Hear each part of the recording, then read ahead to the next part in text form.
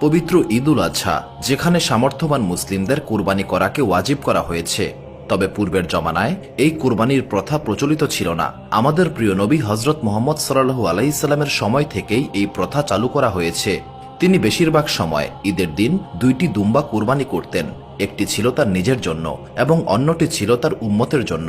মূলত কুরবানি করার প্রচলন হজরত আদম আলাইহিসসালামের সময় থেকেই শুরু হয়। হজরত আদম আলাইহিসসালামের দুই পুত্র হাবিল এবং কাবিলের মধ্যে যখন একজন নারীকে বিবাহ করা নিয়ে বিবাদের সৃষ্টি হয়, তখন হুকুম আসে তারা যেন দুইজনেই কোরবানি করে। যার কোরবানি কবুল করা হবে তার সঙ্গেই ওই নারীকে বিবাহ দেওয়া হবে। সেই সময়ে কোরবানির নিয়ম ছিল লোকেরা তাদের পশুকে কোরবানি দিয়ে একটি উঁচু জায়গায় রেখে দিত। এরপর আসমান থেকে একটি আগুনের গোলা এসে কোরবানি করা পশুটিকে পুড়িয়ে দিত।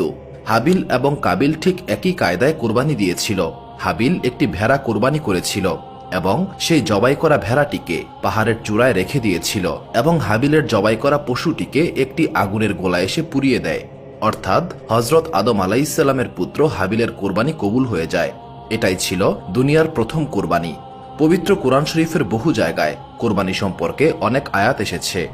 এইভাবে হজরত ইসমাইল আলাইহিসসালামের আগ পর্যন্ত অনেক আম্বিয়া কেরাম এই দুনিয়াতে এসেছেন। তাদের কাউমের লোকেরাও কোরবানি করত, কিন্তু প্রত্যেক নবীর বেলায় ভিন্ন ভিন্ন নিয়ম ছিল। প্রিয় দর্শক, মহান আল্লাহ তাআলার প্রেরিত নবী এবং রাসূলদের মধ্যে অন্যতম গুরুত্বপূর্ণ নবী ছিলেন হজরত ইব্রাহিম আলাইহিসসালাম। হজরত ইব্রাহিম আলাইহিসসালামের সময় থেকেই বর্তমানে প্রচলিত এই কোরবানির প্রথা চালু হয়। হজরত ইব্রাহিম আলাইহিসসালাম কে ছিলেন, তার সময় থেকে কিভাবে কোরবানির প্রথা চালু করা হয়, চলুন আমরা সেই বিষয়গুলো জেনে আসি। হজরত ইব্রাহিম আলাইহিসসালাম এমন একজন নবী ছিলেন যাকে অনেক ধর্মের মানুষেরাই নিজেদের নবী হিসেবে দাবি করে। যেমন ইহুদিরা বলে হজরত ইব্রাহিম আলাইহিসসালাম তাদের নবী, খ্রিস্টানরা বলে হজরত ইব্রাহিম আলাইহিসসালাম তাদের নবী, এবং মুসলিমরা বিশ্বাস করে হজরত ইব্রাহিম আলাইহিসসালাম তাদের নবী। ইহুদিরা হজরত মুসা আলাইহিসসালামকে তাদের শেষ কিতাবপ্রাপ্ত নবী এবং হজরত সুলাইমান আলাইহিসসালামকে শেষ নবী হিসেবে দাবি করে।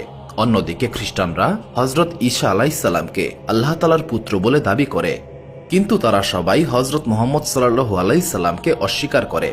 হজরত ইব্রাহিম আলাইহিসসালাম ছিলেন মহান আল্লাহ তাআলার বিশেষ অনুগ্রহপ্রাপ্ত নবী।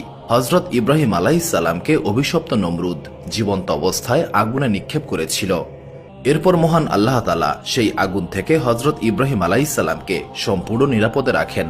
এই ঘটনার পর হজরত ইব্রাহিম আলাইহিসসালাম হিজরত করেন এবং মিশরে চলে আসেন। সেই সময় মিশরে এক অত্যাচারী রাজা ছিল। সেই রাজা তার রাজ্যের সুন্দরী বিবাহিত রমণীদেরকে ধরে নিয়ে আসত এবং নিজের খারাপ বাসনা পরিপূর্ণ করত। এই অভিশপ্ত